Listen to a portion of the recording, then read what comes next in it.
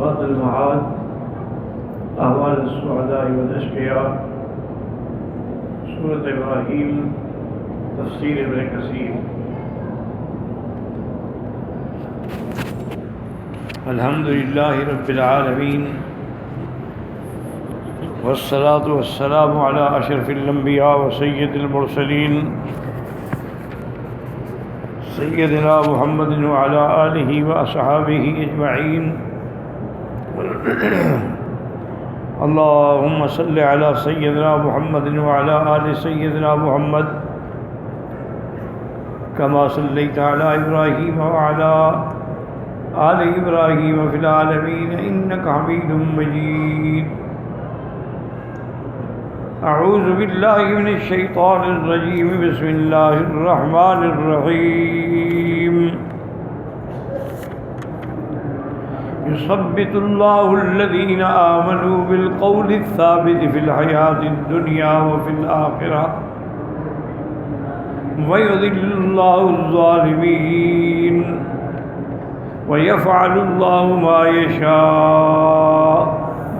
قال المؤلف والمفسر رحمه الله تعالى أدام النفع بعلومه وعلومكم في الدارين آمين إلى أن قال وبالإسناد المتقدم إلى النبي صلى الله عليه وسلم قال ويقول الله تعالى لملك الموت انطلق إلى عدوي فأتني به فإني قد بسطت له رزقي ويسرت له نعمتي فأبى إلا معصيتي فأتني به لأنتقم منه. اب اسی سند کے ساتھ حضور پاک نے فرمایا کہ اللہ تعالی ملک الموت کو جس فرشتے کے ذمہ روح قبض کرنا ہے اس کو حکم دیں گے کہ جاؤ تم فلاں میرے دشمن کے پاس. میں نے اس کو کھلا رزق دیا، میں نے اس کے لیے اپنی نعمتیں آسان کر دی، لیکن اتنی نعمتوں کے باوجود بھی اس نے میری نافرمانی کی. اب اس کو لاؤ تاکہ میں اس سے انتقام لوں. قال فينطلق إليه ملك الموت في أقرأ سورة رآها أحد من الناس قط. اب ملک الموت اس کے پاس جائیں گے ایک ایسی شکل بنا کے ڈراؤنی کہ ایسی شکل کسی نے نہیں دیکھی ہوگی. لہو اثنتا عشرۃ عینا، 12 آنکھیں ہوں گی. ومعه سفود من النار، اور جہنم کے اس کے پاس جو ہے تھپڑ ہوں گے جن میں نیچے بچھاتے ہیں. کثیر الشوق، اس میں کانٹے بہت ہوں گے. ومعه 500 من الملائکہ، 500 فرشتے ہوں گے. معه نحاس وجمر من جبل جہنم، اس کے بعد پیتل کے بنے ہوئے جمر ہوں گے جہنم کے. ومعه سیاط من نار، اور ان کے پاس یعنی کوڑے ہوں گے جہنم کے. لین سیاط نار، آگ کے بنے ہوئے ہو یا نار تعجج، آگ بھڑک رہی ہوگی. قال فيضربه ملك الموت بذلك السفود ضربة يغيب كل أصل شوق من ذلك السفود في أصل كل شاة وارك ظفر. اب اللہ کا وہ فرشتہ اس کو مارے گا. جب سفود سے ماریں گے تو اس کی ہر شاخ جو ہے، اس کے ہر بال اور ہر رگ اور ہر کے ناخن کے نیچے پہنچ جائیں گی. ثم يلوي إليا شديدا، پھر اس کو لپاٹیں گے. قال فينظروا من أظفار قدمه، پھر اس کے ناخنوں سے، پاؤں کے ناخنوں سے روح کھینچیں گے. قال فيلقيها في عقبيه قال فيسكر عدو الله انزل سكتا فهو ملك الموت إنه. اب وہ ایسا ہوگا جیسے کوئی بے ہوش پڑا ہو.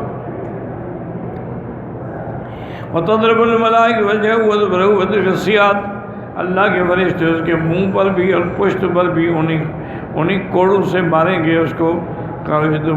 شدت روح من عقبیہ والقیہ فی رکبتیہ، پھر اس کے روح کو کھینچ کے اس کے گھٹنوں میں لایا جائے گا. ثم یسکر عدو اللہ انزا سکتا، پھر ملک الموت، ملک الموت اس کو تھوڑی مہلت دیں گے. تضرب الملائکہ وجهه وادبره وتلك السیاط، اور فرشتے اس کو ماریں گے. ثم ينتظر ملك الموت نشرة فينظر من ركبتيه فيلقيها في عقبيه، پھر اس کا روح جو ہے وہ کمر تک آئے گا. سمے اس کے عدو اللہ انتظار سے فوق الموت قاصد الملائک وجہ ودبرہ وتلک السیات قذار کی صدی ثم قال حلقه اسی طرح وہ سینے تک روح آئے گا، پھر حلق تک آئے گا، سمت ابسط ملائک ذالک النحاس، اور پھر وہ جہنم کے جو جمر ہیں وہ بچھا دیے جائیں گے. اطاعت ذکرہی وقال یقول ملک الموت اخرجی ایتها الروح اللعینۃ الی سموم وحمیم، اے روح جس پہ اللہ کی لعنت ہو، نکلو گرم پانی اور گرم ہواؤں کی طرف، وظل من یحموم، اور ایک ایسا سایہ بادل یعنی دھوئیں کا، بادلوں کا سایہ، لا بارد ولا کریم، جس میں نہ ٹھنڈ ہوگی نہ فائدہ دینے والا ہوگا. قال فدا قبض ملک موت روح قال روح الجسد جزاک اللہ عنی شرا فقط نصرین بلا معصیت اللہ. جب اللہ کے فرشتے روح نکال لیں گے تو جسد بھی شکر کرے گا کہ یہ خبیث روح مجھ سے نکل گئی. اللہ کی معصیت میں بڑا تیز تھا اور اللہ کی اطاعت میں بڑا سست تھا. وطیعن بھی بطاعت اللہ فقد ہلکتا و ہلکتا، تو خود بھی ہلاک ہوا، مجھے بھی ہلاک کیا. قال یقول جسد من ذلك وتنعه بقال الارض الذي كان يعصي الله عليها، اور جس زمین پہ اس نے گناہ کیے تھے وہ سب جگہیں اس پر لعنت کرے گی. فتنطلق جنود ابلیس فیبشرونه بانهم قد اوردوا عبدا من ولد آدم النار. اس کے بعد لشکر جو ہے شیطان کا، وہ جا کے ان کو خبر دیں گے کہ فلاں آدمی کو ہم نے جہنم میں پہنچا دیا. قال فإذا وضع في قبره ضيق عليه قبره حتى تختلف أضلاعه، قبر اتنی تنگ ہو جائے گی کہ اس کی پسلیاں جو ہیں وہ بدل جائیں، گویا کہ دائیں والی بائیں آ گئی اور بائیں والی دائیں آ گئی. حتى تخرج منها فليسعى ويسعى اليمنى قال صلی اللہ علیہ فائی دہمن کا انا کے، پھر اس میں اللہ تعالیٰ سام مسلط کریں گے سیاہ، ان کی گردنیں ایسے ہوں گی جیسے اونٹوں کی ہوتی ہیں. یا خود نہ ہو اتنے ہمیں قدم ہی یقرض نہ ہوا تیلتقین فی وسطی، وہ اس کے کانوں سے لے کر پاؤں کے انگوٹھوں کو پکڑ کے پھر اس کے درمیان تک اس کو کاٹتے چلے جائیں گے. ہے وہ صلی اللہ علیہ کہنے شارما کل برق الخاطف، اللہ پاک دو فرشتے بھیجیں گے جن کے بال ایسے ہوں گے جیسے کہ بجلی کی چمک ہو. بسوات ما کرات القاصف، آواز ایسے ہوگی جیسے گرج ہو. پانی آب و آکس سیاسی، اور ان کے دانت ایسے ہوں گے جیسے شاخیں نکلی ہوں. وانفاس ہو ما کل لہب، اور ان کی سانس ایسے ہوگی جیسے شعلے بھڑک کے نکل رہے ہوں. یطعن فی اشعارہما بین منکبی کل واحد منہما غذا وغذا، وہ ان کے بال اتنے لمبے ہوں گے کہ گویا کہ وہ اپنے بالوں میں چل رہے ہوں گے، اور ان کے دونوں کندھوں کے درمیان اتنا فاصلہ ہوگا وہ جیسے بہت دور. قد نظر من معذا فتنامہ، ان کے دلوں سے اللہ نے مہربانی نکال لی ہوگی. یقال لهما منکر نکیر فی ید کل واحد منہما طرقۃ لو اجتمع علیہا البیۃ لم یکلوها، ان کے ہاتھ میں ہتھوڑا ہوگا، اگر قبیلہ بنو ربیعہ بنو مضر بھی اٹھائیں تو نہ اٹھا سکیں. قال یکونا لو اجازت تک اور کفن و بحقوہی، اب اس کے کفن جو ہے وہ اس کے کمر تک آ جائے گا. فیقولان لهم ربکم دینکم والنبیک فیقول لا ادری فیقولون لا دریت ولا دریت، پوچھیں گے تیرا رب کون ہے، تیرا دین کیا ہے، تیرا نبی کیا ہے، ان کا مجھے تو پتہ ہی نہیں. فیضربانی ضربتیں تارشہ فی قبری سمیودانے، اس کو اتنے زور سے ماریں گے کہ اسے چنگاریاں اڑیں گی. قال ویقال فوقک فاذا باب مفتوح من الجنہ، کہیں گے اوپر دیکھو، دیکھے گا تو جنت کی طرف کھڑکی کھلی ہوگی. فیقولان عدو اللہ ھذا منزلک لو اطعت اللہ، اگر تو اللہ کی اطاعت کرتا تو یہ تمہارا ٹھکانہ ہوتا. قال رسول الذی نفسی بیدی یصل الی قلبی ان ذلک سنۃ ابدا. قال یقول انظر تحتک فینظر تحته فاذا باب مفتوح الی النار، حکم ہوگا کہ نیچے دیکھو، جب نیچے دیکھے گا تو جہنم کے دروازے کی کھڑکی کھلی ہوگی. فیقولون عدو اللہ ھذا منزلک اذا عصیت اللہ، یہی تیرا ٹھکانہ ہے چونکہ تو نے اللہ کی نافرمانی کی. قال صدم الذی نفسی بیدہ انہ لیصل الی قلبہ عند ذلک حسد، اس کو اتنی دکھ ہوگا، افسوس ہوگا کہ پھر اس کا کوئی چیز اس افسوس کا مقابلہ نہیں کر سکتی. قال وقعت سبعون باب النار یأتی ھذا 70 جہنم کی کھڑکیاں کھولی جائیں گی تاکہ اس کی گرمی اور اس کی لہریں اس کو پہنچتی رہیں. حتیٰ یبعث اللہ الیہا، جب حتیٰ کہ قیامت قائم ہوگی۔ هذا حدیث غریب جدا وسیاق عجیب قاضی راوی لہو غرائب منکرات، اس روایت کے اندر غرابت بھی ہے۔ ایک راوی جو ہے یزید الرقاشی، اس نے روایت کی انس سے، اس کے غرائب اور ضعیف الروایت عند الائمۃ واللہ اعلم۔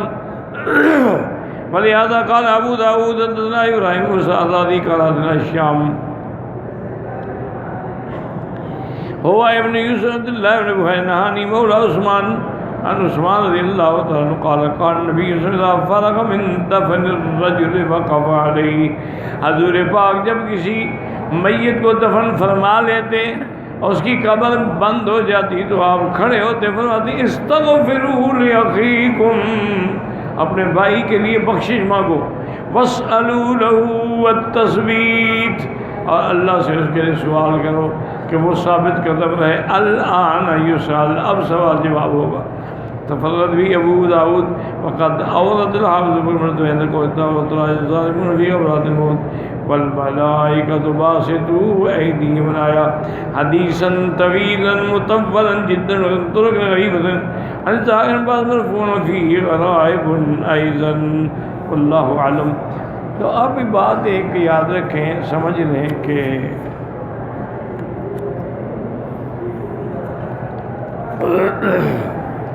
جیسے موت برحق ہے، اسی طرح موت کے بعد اٹھنا بھی برحق، اور موت جو ہے وہ ہر انسان پہ، ہر ذی روح پہ، ہر ذی جان پہ، ہر مخلوق پہ آئے۔ کل من علیہا فان، جو بھی آیا اس پہ فنا۔ ایک بات تو یہ سمجھ لیں، انبیاء پہ بھی موت آئی، اولیاء اللہ پہ بھی موت آئی، اسی طرح ملائکہ پہ بھی موت آئی، جو اللہ کے فرشتے ہیں ان پہ بھی موت آئی، زمین کے فرشتے، آسمان کے، سب پہ موت آئی۔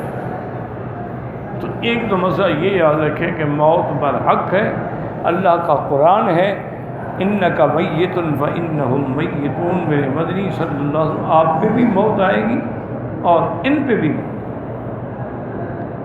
اسی لیے جب میرے آقا رحمت دو جہاں محبوب دو عالم صلی اللہ علیہ وسلم کی وفات ہوئی، سیدنا ابی بکر صدیق رضی اللہ تعالی عنہ آپ کے حجرے میں داخل ہوئے، بی بی عائشہ کے حجرے میں، جہاں حضور صلی اللہ علیہ وسلم کی چارپائی مبارک تھی اور آپ سریر پہ موجود تھے، اور آپ پر سفید کپڑا ڈال دیا گیا۔ تو سیدنا ابو بکر نے سر کی جانب سے کپڑا ہٹایا اور آپ کی پیشانی پہ بوسا، اور اسی طرح غم میں ڈوبے ہوئے مسجد نبوی میں تشریف لائے۔ اس وقت عالم یہ تھا کہ صحابہ کے دماغ الٹ گئے تھے، کوئی ماننے کے لیے تیار نہیں تھا کہ اللہ کے نبی پہ موت آ گئی، حتیٰ کہ سیدنا عمر بن الخطاب رضی اللہ تعالیٰ عنہ تو اتنے جوش میں آئے کہ مسجد نبوی میں تلوار کھینچ کے کھڑے ہو گئے کہ جو کہے گا حضور پہ موت آ گئی میں اس کی گردن اڑا دوں گا۔ اللہ کے نبی پہ موت کیسے ہے؟ جب آپ کی نبوت قیامت تک ہے تو زندگی بھی قیامت تک ہے۔ جب آپ کے بعد کوئی نبی نہیں ہے، وہ تو نظام تھا کہ ایک نبی پہ موت آئی دوسرا نبی آ گیا، حضور کے بعد تو کوئی نبی ہے نہیں۔ اس لیے حضرت عمر کو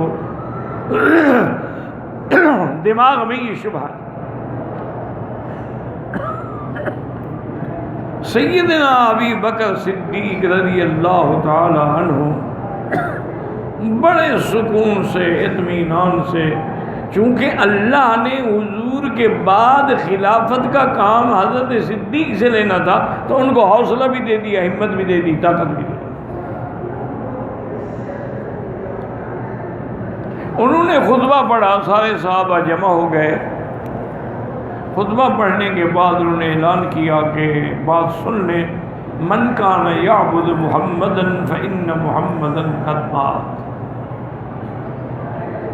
تم میں جو لوگ حضور کی عبادت کرتے تھے حضور کو سب کچھ سمجھتے تھے، حضور کو نعوذ باللہ خدا مانتے تھے، اللہ کے نبی پہ تو موت آ گئی۔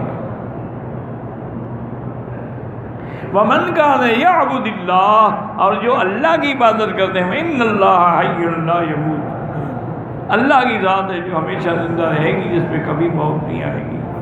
اور آپ نے پھر یہ آیت پڑھی وَمَا مُحَمَّدٌ إِلَّا رَسُولٌ قَدْ خَلَتْ مِن قَبْلِهِ الرُّسُلُ۔ جب حضرت عمر کہتے ہیں کہ حضرت ابوبکر نے یہ آیات پڑھی تو میں نے سمجھا ابھی یہ قرآن نازل ہوا ہے، تو مجھے بھی سمجھ آ گئی کہ واقعی حضور پہ وفات ہو گئی، موت آ گئی۔ تو جب حضور پہ موت آ جائے تو اور کون بچ سکتا ہے پھر موت سے؟ اسی لیے میرے مدنی پاک نے فرمایا تھا کہ اگر کسی کو کوئی صدمہ ہے، اولاد کا، بیٹے کا، بھائی کا، بیوی کا، باپ کا، تو میری موت کو یاد کیا کرے کہ اگر مجھ پر موت آ سکتی ہے تو ان پہ کیسے نہیں آئے گی، تو اس کا غم جو ہے وہ ہلکا ہو جائے گا۔ تو ایک مسئلہ تو یہ دماغوں میں رکھ لیں کہ موت برحق ہے، اس سے کوئی بھی نہیں بچ سکتا۔ دوسرا مسئلہ یہ بھی یاد رکھ لیں کہ موت کے بعد کی جو زندگی ہے وہ عالم برزخ ہے۔ برزخ کہتے ہیں دو چیزوں کے درمیان میں کوئی چیز، جیسے اللہ نے فرمایا مرج البحرین یلتقیان بینہما برزخ لا یبغیان، کہ دو دریا ہیں، ہم نے ان کے درمیان میں برزخ ہے، ادھر میٹھا دریا ہے، ادھر کڑوا دریا، وہ اس میں نہیں ملتا، وہ اس میں نہیں ملتا، کیونکہ درمیان میں ہم نے برزخ۔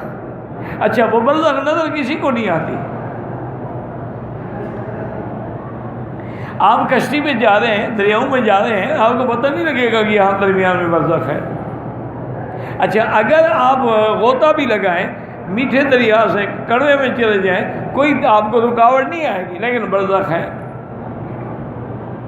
تو اسی طرح ایک عالم دنیا ہے، عالم دنیا کے بعد جو عالم ہے وہ عالم برزخ ہے، اس کے بعد جب قبروں سے اٹھیں گے وہ عالم آخرت ہے۔ یہ یاد رکھ لیں۔ اسی لیے اصل میں بات یہ ہوتی ہے کہ بہت سارے لوگوں نے اس قبر کا انکار کر دیا ہے۔ اس کی وجہ یہ ہے کہ مثلا ایک آدمی کو درندے کھا گئے، ایک آدمی کا کوئی جہاز کریش ہوا، اس کا ویزا ہی اڑ گیا ہوا میں، کسی کو آگ میں ڈال دیا گیا، وہ جل گیا۔ تو اس لیے انہوں نے کہا کہ بھائی برزخ کا، قبر کا معنی برزخ ہے، بس یہ ضروری نہیں ہے کہ وہ قبر ہمیں نظر آئے۔ تو اصل بات یہ ہے کہ جو لوگ فوت ہوئے، جن کو دفن کیا گیا، ان کی تو یہی قبر ہے، لیکن جو ہم دفن نہیں کر سکے ان کے لیے برزخ قبر ہے۔ اس لیے کسی اختلاف میں نہ پڑیں، جھگڑوں میں نہ پڑیں، اور ایسی بحثوں میں نہ پڑیں جس سے ایمان چلا جائے۔ اس کا نتیجہ یہ نکلا ہے کہ بہت سارے لوگ عذاب قبر کے منکر ہو گئے۔ انہوں نے کہا نہ کوئی قبر ہے، نہ کوئی عذاب قبر ہے، بعد بھی مر گیا، نیک ہے تو علیین میں ہے، کافر ہے تو سجین میں ہے، اب قیامت والے دن روح ملیں گے، عذاب کس کو ہوتا ہے؟ انہوں نے عذاب قبر کا انکار کر دیا۔ حالانکہ یاد رکھیں ائمہ اربعہ کا اتفاق ہے، یعنی چاروں امام متفق ہیں، اور یاد رکھیں جس بات پہ چاروں امام متفق ہوں اس کا معنی یہ ہے کہ وہ مسئلہ یا منصوص ہے یا حدیث قطعی سے ثابت ہے، ورنہ چار امام کٹھے نہیں ہو سکتے کسی ایک مسئلے پر۔ ان سب کا متفق علیہ فیصلہ ہے کہ عذاب القبر حق لا ينکرہ الا ضال و مضل، عذاب قبر حق ہے، اس کا انکار وہی کرتا ہے جو گمراہ ہے۔ تو عذاب قبر جو ہے وہ برحق ہے، اور یہ بھی حضور نے فرمایا کہ عذاب قبر جب ہوتا ہے، اگر کافر ہے عذاب ہو رہا ہے اس کو، تو اس کی چیخیں اور فریاد اور ضربات جو ہیں وہ ساری دنیا کو سنائی دیتی ہیں، لیکن انسان اور جن نہیں سن سکتے الا الثقلین۔ اسی لیے آپ نے دیکھا ہوگا نا، ہم دیہاتوں میں ہوتے تھے تو لوگ گھوڑیوں کو پکڑے ہوئے قبرستان میں لے جاتے تھے. پوچھے بھی کیا بات ہے؟ انہوں نے کہا جس کو پیٹ میں درد ہے تو علاج اس کا یہ ہے کہ اس کو قبرستان میں لے جاتے ہیں، گھماتے ہیں تو یہ ٹھیک ہو جاتی ہے. وجہ کیا ہے کہ جب قبرستان میں جاتی ہے تو وہ عذاب کی آوازیں سنتی ہے، اس کو اپنا درد بھول جاتا ہے، کیونکہ ہر چیز سنتی ہے ماں سوا انسان اور جن کے. اور اسی طرح اللہ تعالیٰ کبھی کبھی نمونے کے طور پہ یہ بھی دکھلا دیتے ہیں کہ سینکڑوں سالوں کے بعد قبر کھلی اور مردہ زندہ ہے، تر و تازہ ہے، اس کی کوئی نہ کپڑا بھی نہیں گلا ہے. ایسے بھی واقعہ تاکہ وہ لوگوں کو ایمان ہو جائے کہ قبر حق ہے، اس میں ثواب بھی ہوگا، عذاب بھی. تو اب مسئلہ ایک ہو گیا موت پر حق ہے، پھر البرزخ حق، اس کے بعد بعث بعد الموت، یعنی مرنے کے بعد ہم نے دوبارہ اٹھنا ہے. کب اٹھیں گے اس کا علم اللہ کے سوا کسی کو نہیں. ویسے بعض علماء کہتے ہیں کہ بھی اس دنیا کی عمر جو ہے وہ 6000 سال ہے، 4000 گزر چکی ہے، باقی 2000 سال ہے. یہ بس باتیں ہیں، حقیقت کا علم اللہ کے سوا کسی کو نہیں. ان اللہ عنہ علم الساعہ. اس لیے قرآن میں کئی مقام پہ ہے وما یدریک لعل الساعۃ تکون قریبا، لیکن کب؟ لا یعلم الا اللہ. اسی لیے میرے مدنی پاک نے یہ حدیث پڑھی، خمس لا یعلمہن الا اللہ، 5 چیزیں ایسی ہیں جن کا علم اللہ نے کسی نبی، کسی ولی، کسی ملک، کسی فرشتے کو نہیں دیا. اور اس کے بعد یہ آیت پڑھی ان اللہ عندہ علم الساعۃ وینزل الغیث الی آخرہ. تو یاد رکھیں کہ عالم برزخ، اس کے بعد بعث بعد الموت. اچھا وہ بعث کیسے ہوگی؟ سور پھونکا جائے گا. سور جو ہے وہ 2 ہوں گے، ایک نفخت الصاعق ہوگا، ایک نفخت البعث ہوگا. نفخت الصاعق کا معنی یہ ہے کہ سور پھونکا جائے گا، سب ختم. اور دوسرا سور پھونکا جائے گا، سب قبروں سے کھڑے، فیضا ہم قیام ینظرون، سب قبروں سے اٹھ کے کھڑے ہوئے. دیکھیں میری بیٹیاں، دیکھیں غور کر کے، اگر آواز میری پہنچے کیا ٹیپ کے ذریعے، انٹرنیٹ کے ذریعے، دیکھیں کہ جن میں حیا ہے، جن میں اللہ نے شرافت رکھی ہے. سیدہ عائشہ نے عرض کیا کہ یا رسول اللہ، سر قیامت کے دن ہم سب اٹھیں گے اور ہمارے اوپر کوئی کپڑے بھی نہیں ہوں گے، ادھر مرد ہوگا ادھر عورت ہوگی، کیسے غیر مردوں کے سامنے ہم کھڑے ہوں گے بغیر لباس کے؟ اس کو اس وقت کا بھی فکر ہے. تو اپنی عزت اور عفت اور پردے کا خیال، صرف دنیا میں نہیں، مرنے کے بعد بھی اس کو اپنے پردے کا خیال ہے. اسی لیے بی بی فاطمہ الزہرا کی ایک وصیت آتی ہے کتابوں میں کہ انہوں نے سیدنا علی سے وصیت کی تھی کہ میری موت اگر ہو جائے تو مجھے رات رات میں جنازہ پڑھ کے دفن کر دینا، زیادہ اعلان نہ کرنا مدینے میں، اور نہ میرے جنازے پر لوگوں کے کٹ کا انتظار کرنا. تو سیدنا علی رضی اللہ عنہ نے فرمایا کہ یا فاطمہ کیا کہہ رہی ہو؟ تم نبی کی بیٹی ہو، سید النساء فی الجنہ ہو، تمہارے جنازے سے لوگوں کو میں روک دوں؟ فرمایا یہ بات نہیں ہے، زندگی میں میرے اوپر کسی کی نظر نہیں پڑی، میں چاہتی ہوں کہ مرنے کے بعد میری میت پر بھی نظر نہ پڑے. یہ ہے پردہ میری بیٹی. آج تو پردے کا تصور ہی ختم ہو گیا. آج کل تو جو میری بیٹیوں نے جو برقعے اور عبائے پہنے ہوئے ہیں نا، ان کے اوپر ایک اور پردے کی ضرورت ہے. یہ پردے نہیں ہیں، یہ تو فیشن ہے.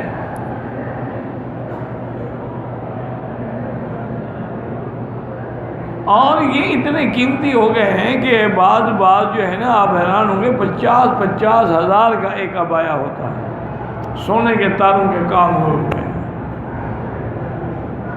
کل میں اخبار میں پڑھ رہا تھا، ایک جوتا جو ہے نا جی وہ 2 کروڑ پاؤنڈ میں فروخت ہوا، اس میں سارے ہیرے جڑے ہوئے. انا للہ و انا الیہ راجعون. پتہ لگے گا قبر میں انشاءاللہ. یہ جوتے شوتے بھی اس دن سمجھ آ جائیں گے. سب جب جوتے پڑیں گے نا پھر جوتے سمجھ آئیں گے. ابھی تو پتہ نہیں ہے نا. تو بہرحال قبر سے اٹھنا بھی برحق ہے، یاد رکھنا. اور اٹھنے کے بعد میدان محشر میں جمع ہونا بھی حق ہے. انکم لمجموعون الی میقات یوم معلوم. اسی طرح قل ان الاولین والآخرین لمجموعون الی میقات یوم معلوم. اس دن تم سب نے اکٹھا ہونا. پھر اسی دن نامہ اعمال کی تقسیم بھی ہونی ہے. ایمان والوں کو داہنے ہاتھ میں نامہ عمل ملے گا اور کافروں کو بائیں ہاتھ میں نامہ عمل ملے گا. اور ایک قول ہے حضرت ابن عباس رضی اللہ تعالیٰ عنہ کی طرف منسوب کیا جاتا ہے کہ ایک دن مجلس میں بیٹھے تھے تو آپ نے فرمایا کہ سب سے پہلے اصحاب الیمین میں جس کو دائیں ہاتھ میں نامہ عمل ملے گا وہ حضرت عمر ہوں گے. سب سے پہلے ان کو ملے گا. تو صحابی نے حیران ہو کے سوال کیا. انہوں نے کہا کہ حضرت اگر سب سے پہلے حضرت عمر کو ملے گا این ابی بکر، ابی بکر کہاں ہوں گے؟ میں ہے ہاتھ، افسوس ہے تیری عقل پہ. عمر تو نامہ عمل لے رہا ہوگا، ابو بکر تو جنت پہنچ گیا ہوگا. انہوں نے کہا کیا کہہ رہے ہو؟ ابو بکر کو حساب والوں میں وہ تو فی مقعد صدق عند ملیک مقتدر. تو اب نامہ اعمال بھی حق ہے، میزان اعمال بھی حق ہے. یہی فرق ہے اسلام میں اور انگریزوں کے نظام میں کہ انگریزوں کے نظام میں گنتی ہوتی ہے، اسلام میں وزن ہوتا ہے. بس یہ بنیادی بات یاد رکھنا. من ثقلت موازینہ فاولئک هم المفلحون. جس کی تولیں بھاری ہو گئی کامیاب ہو گیا، تولیں گھٹ گئی ناکام ہو گیا. تو وہاں تولا جاتا ہے، گنا نہیں جاتا. انگریز کے قانون میں گنا جاتا ہے، گھوڑا گدھا جو ہے سب برابر.